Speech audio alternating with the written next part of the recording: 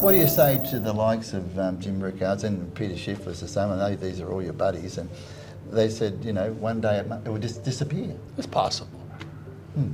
Anything's possible. You know, back in 1933, they made owning gold illegal. I bought my first gold coin. I was a pilot in Vietnam for the U.S. Marine Corps. I was there for the Battle of Quang Tri, and Quang Tri is the city right below the demilitarized zone. And the North Vietnamese came across the border, and we threw everything we had against the North Vietnamese. We couldn't stop them. They were unstoppable. One day we lost 6 aircraft, 60 Marines, you know. They pounded us. The hardest thing about being a pilot on an aircraft carrier was you return, but your best friend doesn't. They disappear somewhere out there. So they're missing in action, you know. So the NVA came across and going, holy mackerel, they're not gonna stop. And so I said, well, how do I make money at this? No, I didn't really say that. So my rich dad says, hey, if you can find some gold out there, buy it. He says, but it's illegal. Well, that's interesting. So I'm reading the map of Vietnam. I'm going, oh my God, there's a gold mine. You know, there's a pick and shovel and AU. One problem is behind enemy lines. Uh-oh. And some Marines, US Marines aren't the brightest guys on earth. I talked to my co-pilot and said, okay, partnership here. We're gonna fly behind enemy lines. A business deal. Business deal. And we're gonna buy gold. He goes, okay. Cheap. Let's do it, yeah, cheap. Discount. So we circle the village. Nope, we don't take any fire because it's now behind enemy lines. We land, we disarm. So we walk through the village saying, hi, we come in peace. We're here. We come as capitalists, we come to buy gold. And we walk up to this little stand, little Vietnamese woman there, a little bamboo stand. Got bright red teeth because they eat betel nuts. And gold that day was, I think, $50.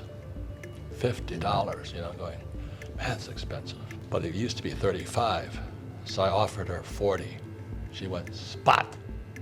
I said, I'll give you 40. Spot. Spot. I don't think she went to Harvard. No, but she's giving But you... she knew the price of gold all over the world. The price is the same on that day. And so then she shows us these little gold nuggets. I look at my co-pilot and we go, is that gold? We didn't know what gold looked like because it's illegal. We start arguing. Say, you idiot. How do you know it's gold? Well, I don't know. You know, and the next thing you hear is, Lieutenant, Lieutenant. And I go, oh my God, we're big. I could see the NVA coming to kill us. You know? Oh, they've worked out a you. So we go running through the village again at high speed. I remember accidentally kicking this duck, running to the aircraft. There was no NVA. I had parked the aircraft on a rice paddy. Uh-oh. And the aircraft was sinking.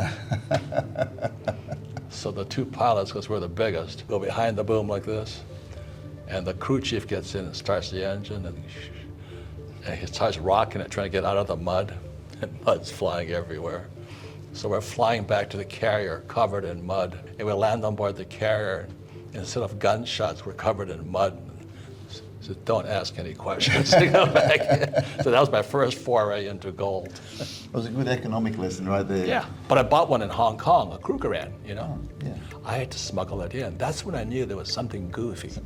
Because the commanding officer said, any of you guys have gold, don't tell anybody. It was illegal for Americans to own gold since 1972. You knew something was going on. Something's going on.